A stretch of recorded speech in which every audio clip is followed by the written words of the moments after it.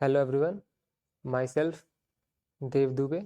Friends, आज हम discuss करेंगे power and procedure of revenue code and its officers. हम देखेंगे रेवेन्यू कोड में यूपी रेवेन्यू कोड 2006 के अंतर्गत क्या पावर्स दिए गए हैं रेवेन्यू कोड्स को और उनके ऑफिसर्स को, और क्या प्रोसीजर फॉलो होता है इन सारे मैटर्स में जहाँ पर कोई सूट रेवेन्यू कोड में जाती है। तो सबसे पहले हम सेक्शन 214 को पढ़ते हैं। जब 214 को सेक्शन को पढ़ते हैं और साथ ही साथ जो रूल्स 186 और 188 है, ये दो इंपॉर्टेंट रूल है, इससे रेलिवेंट है। ये दो रूल को जब हम पढ़ते हैं और सेक्शन 214 को जब पढ़ते हैं तो इससे एक बात तो क्लियर हो जाता है, जो प्रोसीजर फॉलो होगा रेवेन्यू कोड में वो होगा सीपीसी वाला। ठीक है, मतलब कोई भी सूट हो, एप्लीकेशन हो या फिर कोई प्रोसीडिंग हो जो रेवेन्यू कोड के सामने जाती है, तो उसमें जनरली जो प्रोविजन सीपीसी में दिया गया है, सीपीसी में क्या बताया गया है कि आप जब कोई एक सूट फाइल करते हैं, प्लेंट लगाते हैं, प्लेंट के बाद आपको समन होता है, रिटर्न स्टेटमेंट जाता है, उसके बाद फिर एविडेंसेस होते हैं, मतलब जो प्रोसीजर फॉलो होता है सेम प्रोसीजर रेवेन्यू कोड में फॉलो होगा। लेकिन इस जनरल रूल के दो एक्सेप्शन है। सेक्शन 214 बेसिकली बात यही करता है कि जहाँ तक कि एप्लीकेशन की बात है सीपीसी की, वो सीपीसी अप्लाई होगा, साथ ही साथ लिमिटेशन की भी बात करता है कि जो लिमिटेशन एक्ट है वो भी अप्लाई होगा।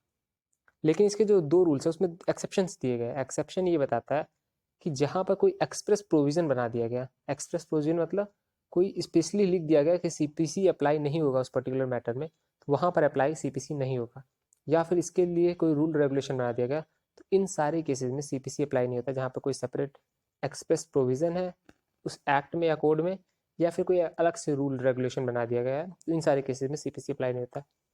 दूसरा जो एक्सेप्शन है वो है समरी प्रोसीडिंग। समरी प्रोसीडिंग का मतलब है ऐसे मैटर्स, ऐसी प्रोसीडिंग जहाँ पे जो मैटर डिसाइड हो रहा है वो समरी प्रोसीडिंग के थ्रू हो रहा है, यानी समरी तरीके से डिसाइड किया जा रहा है, तो ऐसे केसेस में भी सीपीसी अप्लाई नहीं होता। हालांकि वहाँ ये क्लियरली मेंशन किया गया है कि सीपीसी तो अप्लाई नहीं होगा, लेकिन सीपीसी में जो इंश्राइंड प्रिंसिपल है, यानी जो सीपीसी के इंपॉर्टेंट प्रिंसिपल्स है, उसको फॉलो किया जाएगा, और साथ ही साथ जो प्रिंसिपल ऑफ नेचुरल जस्टिस है उसका भी कंप्लायंस होना जरूरी है। तो इसके दो एक्सेप्शन है।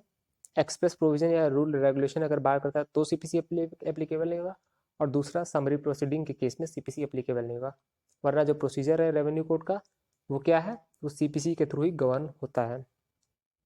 अब हम बात करते हैं power of revenue code. Revenue code की क्या पावर है?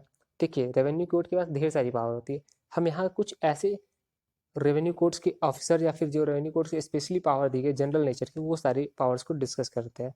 तो सबसे पहले जो पावर होती है वो किसी केस को डिसाइड करने की, जो उसे कॉलम 3 या थर्ड शेड्यूल में बताया गया है। जो भी रेवेन्यू से रिलेटेड केसेस होते हैं, जो लैंड से रिलेटेड डिस्प्यूट्स होते हैं, उन सारे केसेस को जो कोड में बताया गया कॉलम 3 में थर्ड शेड्यूल में, वो सारे केसेस कौन डिसाइड करेगा? Revenue code. यानी यहाँ पर जुरिस्डिक्शन की बात हो रहा है 206 में। 206 में रेवेन्यू कोड को जुरिस्डिक्शन मिलता है और सिविल कोड की जुरिस्डिक्शन बाहर हो जाती है कि सिविल मैटर्स नहीं डिसाइड कर सकता। पर्टिकुलरली जो सेक्शन 206 है उसमें ये बताया गया है कि जो सीपीसी होता, सॉरी, जो सिविल कोर्ट होती है उसकी कोई जुरिस्डिक्शन नहीं है शेड्यूल 2 के जो लिस्ट में दी गई है उसमें से किसी भी मैटर को डील करने की सिविल कोर्ट की कोई जुरिस्डिक्शन नहीं है। और उसी सेक्शन में ये बताया गया है जो कॉलम 3 के थर्ड शेड्यूल में जुरिस्डिक्शन है वो रेवेन्यू कोर्ट को दी गई है। तो पहला पावर तो यही होगा कि आप उस मैटर को डिसाइड करने की पावर पा जाते हैं। दूसरा पावर है अपील की। देखिए, अपील सबऑर्डिनेट कोर्ट से जब जाएगी तो आप उससे भी सुन सकते हैं। सेक्शन 207 7 से 209, इसके लिए मैंने एक सेपरेट वीडियो बनाया, आप वो देख सकते हैं। इसके अलावा इन्वेस्टिगेट करने का, किसी मैटर को, किसी स्टेटमेंट को अपने पास मंगा लेने का, जैसे कोई विटनेस है या फिर कोई स्टेटमेंट है उसको अपने पास मंगा कर उस मैटर को डिसाइड करने का, ये भी पावर उनके पास होती है। कॉल रिकॉर्ड्स, मतलब रिकॉर्ड्स को अपने पास मंगा, किसी सबऑर्डिनेट कोर्ट में कोई केस है, डिसीजन हो गया तो उसका रिकॉर्ड्स अपने पास मंगा के उसको रिवीजन कर के लिए चले जाए, तो रिविजनल जो पावर होती है सेक्शन 210 में वो भी रेवेन्यू कोड के पास है। तो जो रिवीजन का पावर है इसको लेकर भी मैं एक सेपरेट वीडियो है, आप प्लेलिस्ट में पा सकते हैं, और नीचे मैं डिस्क्रिप्शन में भी मेंशन कर दूंगा लिंक। इसके अलावा रिव्यू के लिए भी एक सेपरेट वीडियो की, रिव्यू का भी पावर रेवेन्यू कोड के पास है कि किस तरीके से रेवेन्यू कोड रिव्यू भी कर सकती है किसी अपने ही डिसीजन को। इसके अलावा ट्रांसफ़र करने की पावर, कि अगर कोई केस किसी सबऑर्डिनेट कोर्ट में है तो उसे अपने पास बुला दे या फिर किसी दूसरे कोर्ट में ट्रांसफ़र करने की जो पावर होती है वो भी रेवेन्यू कोर्ट के पास है। इसके अलावा जो जनरल पावर होती है पेनाल्टी इम्पोज करने की, फ़ाइन इम्पोज करने की, और इस पेनाल्टी या फ़ाइन को रिकवर करने की, वो पावर्स है। और पावर टू समन तो होगा ही होगा। तो ये सारी बेसिक नेचर की पावर्स है जो रेवेन्यू कोर्ट्स के पास है। तो इस वीडियो में हमने देखा जुरिस्डिक्शन कहाँ से आता है रेवेन्यू कोड का, प्रोसीजर क्या फॉलो होता है और पावर क्या है रेवेन्यू कोड की। So this is all from my side, thank you.